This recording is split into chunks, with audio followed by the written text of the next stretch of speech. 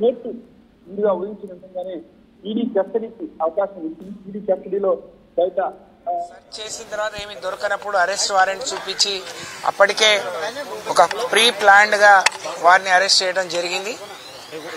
దాదాపు సంవత్సరంన్నర క్రితం ఆ రోజు ఆమెని సాక్షురాలుగా పిలిచి ఇప్పుడు దోషిగా అరెస్ట్ చేయడం అనేది చాలా దుర్మార్గమైన చర్య. గతంలో ముందుగా ఈడీ వచ్చేది నరేంద్ర మోడీ గారికి పడని వాళ్ళు, పడని పార్టీ, వ్యతిరేకంగా ఉన్న పార్టీలు, ఆయనతోని పోరాటం చేసే, ఆయనకు వ్యతిరేకంగా పోరాటం చేసే పార్టీల మీద ముందుగా ఈడీలు వచ్చేది.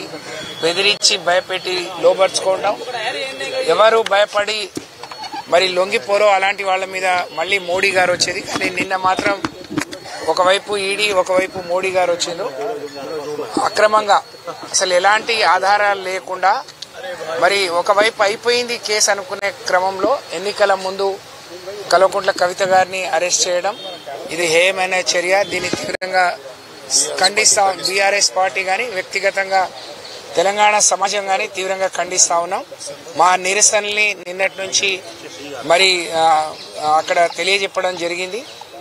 కేసీఆర్ గారిని బలహీనపరచాలి, లేకపోతే బీఆర్ఎస్ పార్టీని బలహీనపరచాలి, కవిత గారిని అరెస్ట్ చేయడం ద్వారా అది సాధ్యమవుతుంది అనుకుంటే అది మీ భ్రమ తప్ప ఇంకోటి కాదు. తప్పకుండా రాబోయే రోజుల్లో ఇంకా బలపడతాం. మాకు న్యాయం పైన, చట్టం పైన నమ్మకం ఉంది. ఈరోజు తనను కస్టడీకి తీసుకోవటం అంటే రిమాండ్ చూపించకుండానే కస్టడీకి తీసుకున్నారు. నిన్న శుక్రవారం, ఈరోజు రేపు కోర్టు ఉండదు, కానీ కావాలని పట్టుకొచ్చి తను వేరే ప్రయత్నం చేయకుండా ఒకవైపు సుప్రీంకోర్టులో కేసు ఉన్నప్పటికి కూడా దాన్ని 19వ తారీఖు నిన్ననే కేసు ఉంది. ఆ కేసుకు సంబంధించిన ఫీడ్బ్యాక్ రాకముందు, కోర్టు ఏం నిర్ణయిస్తుందో తెలియక ముందు వాళ్ళు వచ్చి అరెస్ట్ చేయడం అంటే మరి కోర్టును కూడా ధిక్కరించి, సుప్రీంకోర్టుని కూడా, భారతదేశంలో అత్యున్నతమైన న్యాయస్థానాన్ని కూడా ధిక్కరించి ఈడీ అరెస్ట్ చేయడం అనేది చాలా దుర్మార్గమైన చర్య. దీని ద్వారా బీజేపీ కానీ లేకపోతే కాంగ్రెస్ బీజేపీ కుమ్ముక్కై బీఆర్ఎస్ పార్టీని, కేసీఆర్ని బలహీనపరచాలని చేస్తున్న చర్యలుగా మేము భావిస్తా ఉన్నాం.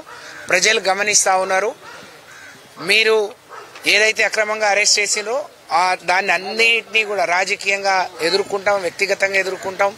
నిర్దోషిగా కవిత గారు బయటకు వస్తారు. దీంట్లో ఎలాంటి అనుమానాలు లేదు. ఒకవైపు బీజేపీ పార్టీ వాళ్ళతో పొత్తు కుదుర్చుకుంటే, వాళ్ళతోనే రాజకీయంగా కలిసి వస్తే కేసులు ఉండవు. పెద్ద పెద్ద కేసులని కొట్టేసిన వాళ్ళు ఎవరైతే రాజకీయంగా ఎదుర్కోలేక ఇలాంటి పిరికి పంద చర్యలకు పాల్పడటం నిజంగా శోచనీయం. ఇది దుర్మార్గం.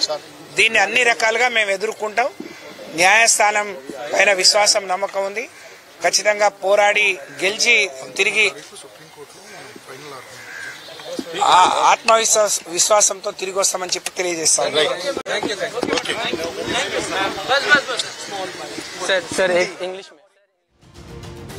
బీఆర్ఎస్ నాయకులు ఇదంతా బీజేపీ చేస్తున్న కుట్ర అని చెప్తున్నారు. రిమాండ్ రిపోర్ట్లో కూడా